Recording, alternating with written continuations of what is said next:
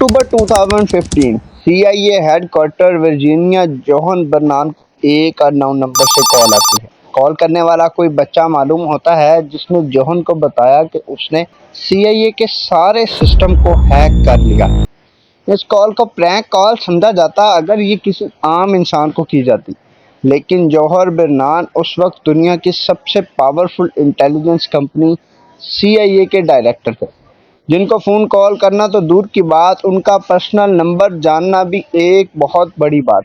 ये कहानी है उन दो बच्चों की जिन्होंने CIA के सारे सिस्टम को हैक कर डाला और अमेरिका जैसी सुपर पावर को टकनी के नाच नचा दिया। वो बच्चे कौन थे और उन्होंने आखिर कैसे ये कारनामा सर अंजाम दिया? प्रोफेसर जेरी की वीडियोज़ में एक बार फिर से खुशामदीद। नाज़रीन, जब कॉलर से उसकी डिमांड पूछी जाती है तो वो कहता है कि अमेरिका मिडल ईस्ट, ख़ास तौर पर फ़लस्तीन में अपना जुल्म बंद कर दे और दुनिया को पुरअमन रहने दे।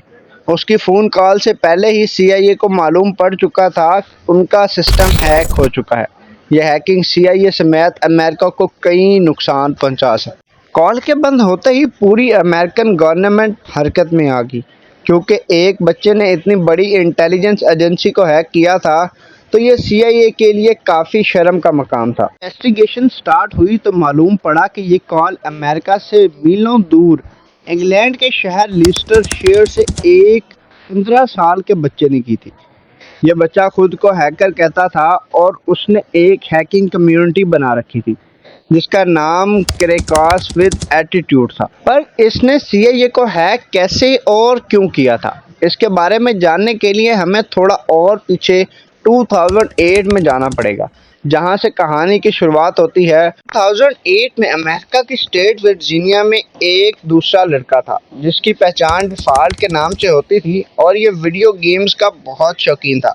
उसने वीडियो गेम में जीतने के लिए गेम्स की प्रोग्रामिंग में घुसकर कुछ चेंजेस करना शुरू कर दी थी। ऑनलाइन गेम्स जैसा कि काउंटर स्ट्राइक को अपना हिसाब से तब्दील करता और उसके रूल्स को चेंज करता। गेम चीट्स बनाने के साथ साथ वो चीज़ों को अपने हिसाब से चलाने लगा और ये सब कुछ उसने इंटरनेट से ही सीखा था। डिफॉल्ट नामी लड़के को ISS सबके इंस्पायरेशन एनोनिमस नामी हैकिंग ग्रुप से मिली थी, जो कि 2008 में काफ़ी फेमस हो चुका था। एनोनिमस ग्रुप उस वक्त अक्सर न्यूज़ की हेडलाइंस बना देता था। ये ग्रुप अपनी आवाज़ उठाने के लिए बड़ी बड़ी वेबसाइट हैक करता और उन पर अपनी मर्ज़ी के मैसेजेस लिख देता था। ये सब कुछ देखकर डिफ़ॉल्ट एनोनिमस से काफ़ी इम्प्रेस हुआ। दोनों हैकर्स ये सब कुछ करने के बाद सब कुछ छोड़कर अपनी ज़िंदगी गुजार रहे। वो समझते थे कि शायद उनको पकड़ना नामुमकिन है, लेकिन दूसरी तरफ डिफ़ॉल्ट, जो कि USA का ही रेजिडेंट था, वो इंटरनेट पर वायरस बनाकर फैलाता था और जिस भी कंप्यूटर में वो वायरस जाता वो उसे हैक कर लेता था। वो तमाम कंप्यूटर जिनमें वायरस होता था उसको बोट, जबकि कंप्यूटर के इस पूरे नेटवर्क को बॉट नेट कहते हैं।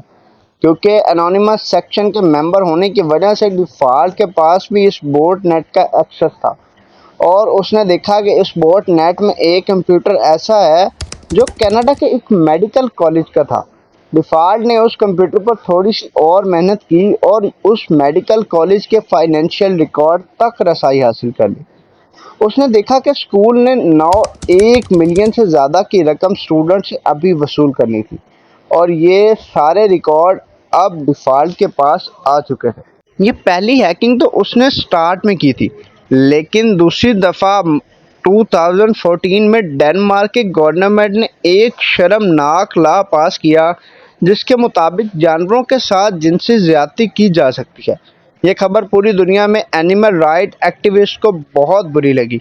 डिफ़ॉल्ट के पास खुद भी एक कुत्ता था जिसको वो बहुत प्यार करता था, लिहाजा डिफ़ॉल्ट ने गुस्से में आकर अपने ग्रुप के साथ मिलकर डेनमार्क की ऑफिशियल वेबसाइट को हैक किया और उस पर बड़ा बड़ा लिख दिया कि क्या आप जानते हैं कि आपकी सरकार जानवरों से ज़्यादती की इजाज़त देती है। ना सिर्फ इतना, बल्कि डिफ़ॉल्ट ने बोट नेट का इस्तेमाल करके इस लॉ के फेवर में जितनी भी वेबसाइट बनाई गई थी उन पर अटैक करके उनको भी बंद कर दिया। डेनमार्क के ऑफिशियल वेबसाइट हैक होने की वजह से ये बात फैल चुकी थी। तहलका मच चुका था। लोगों में गुस्सा पाया जाने लगा कि उनका डाटा उनकी परमिशन के बगैर इस्तेमाल हो रहा है। हैकर और डिफ़ॉल्ट का मकसद एक ही था। डिफ़ॉल्ट अपनी आवाम की प्राइवेसी ख़त्म होने पर यूएसए से बदला लेना चाहता था, लेकिन जबकि क्रैकर गजा पर किए जाने वाले हमलों का बदला लेना चाहता था। यानी दोनों का दुश्मन अमेरिकन सरकार थी। सबसे पहले उन्होंने अमेरिकन नेशनल इंटेलिजेंस एजेंसी के डायरेक्टर जेम्स क्लैपर का फ़ोन नंबर पब्लिक कर दिया और किसी को भी उनका फ़ोन नंबर गूगल करने से हासिल हो जाता था। लेकिन अब वो किसी और हाई प्रोफाइल पर्सन को हैक करना चाहते थे। उन्होंने CIA के डायरेक्टर जोहन बर्नान को हैक करने का मिशन संभाल लिया। क्रैकर ने इंटरनेट पर जोहन के बारे में सर्च करना शुरू किया तो उसका एक पब्लिक फ़ोन नंबर सामने आया। उसने देखा कि वो नंबर वेरिज़ोन का था, जो कि एक अमेरिकन मोबाइल ऑपरेटर है। उसने वेरिज़ोन का इंटरनेट टेक टीम को उसी कंपनी का एम्प्लॉय बनकर फ़ोन किया और कहा कि वो एक कस्टमर के लिए प्रॉब्लम सॉल्व करने के लिए राब्ता कर रहा है, क्योंकि उसके सिस्टम में कोई टेक्निकल इशू है। वेरिज़ोन की टीम ने उसकी आइडेंटिफाई कन्फर्म करने के लिए पिन कोड मांगा, तो वो ऑलरेडी हैक मालूम कर चुका था। वेरिफिकेशन के बाद वेरिज़ोन ने जोहन बर्नान के पर्सनल डिटेल्स क्रैकर से शेयर करती थी। अब क्रैकर के पास जोहन बर्नान का account number, backup mobile number, address और उसका बैंक कार्ड के आखिरी 4 डिजिट्स भी मौजूद। अब अगला स्टेप बर्नान को एक ईमेल हैक करना था। उसने मालूम किया कि बर्नान याहू या जीमेल के बजाय AOL नामी कंपनी का ईमेल इस्तेमाल करता है। उसने AOL सपोर्ट टीम को कॉल किए और कहा कि मैं अपना पासवर्ड भूल गया हूं और उसको रीसेट करवाना। AOL के सपोर्टर मेंबर ने कंफर्म करने के लिए बैंक कार्ड के आखिरी 4 डिजिट्स पूछे, जो हैकर के पास पहले से मौजूद थे। इस तरह क्रैकर ने फौरन उसे ईमेल एड्रेस का एक्सेस भी ले लिया। उसने जोहन बर्नान का प्राइवेट ईमेल खोला तो उसमें सारे इम्पोर्टेंट और टॉप सीक्रेट डॉक्यूमेंट्स मौजूद थे। दूसरे CIA ऑफिसर्स को डाटा, उनका सोशल सिक्योरिटी नंबर्स और गवर्नमेंट से मिलने वाली इंस्ट्रक्शन तक उसमें मौजूद थे। बर्नान को ये खबर हो चुकी थी कि उसका ईमेल अकाउंट हैक हो चुका है और उसने फौरन अपना अकाउंट बंद करवा दिया। लेकिन अब तक काफ़ी देर हो चुकी थी। हैकर ने सारा डाटा अपने पास सेव कर चुका था। हैकर ने एक एक करके सारे ऑफिशियल डॉक्यूमेंट्स पब्लिक करना शुरू कर दिए थे, जिसने पूरी अमेरिका में एक कोहराम मचा दिया। पूरी दुनिया में CIA की बदनामी हो रही थी कि अब उनके लिए हैकर्स को पकड़ना मजबूरी बन चुका था।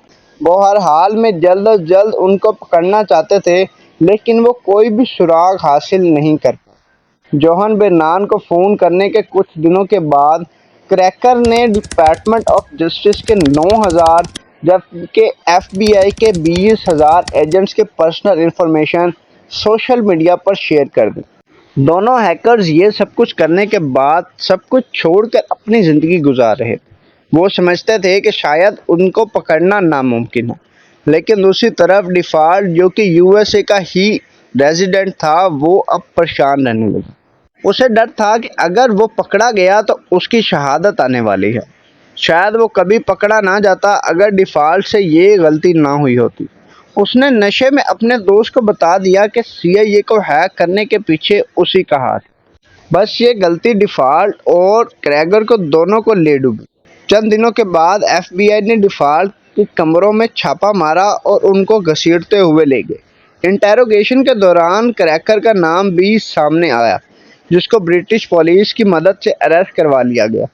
क्रैकर का असल नाम केन गैम्बल, जबकि डिफ़ॉल्ट का नाम जस्टिन ग्रे लेवरमैन है। कम उम्र होने की वजह से क्रिका को 2 साल की कैद, जबकि डिफ़ॉल्ट को 5 साल की कैद सुनाई गई। दोनों आज जेल से आज़ाद हैं और साइबर सिक्योरिटी में अपना कैरियर आगे बढ़ा रहे हैं। आप क्या समझते हैं कि दोनों ने ठीक किया या गलत? मुझे कमेंट सेक्शन में ज़रूर बताइएगा। प्रोफेसर जेरी की ये वीडियो भी आप लोगों ने खूब एंजॉय की होगी। आप लोगों का प्यार, बड़े कमेंट्स का बहुत शुक्रिया। मिलते हैं अगली इस जैसी शानदार वीडियो में।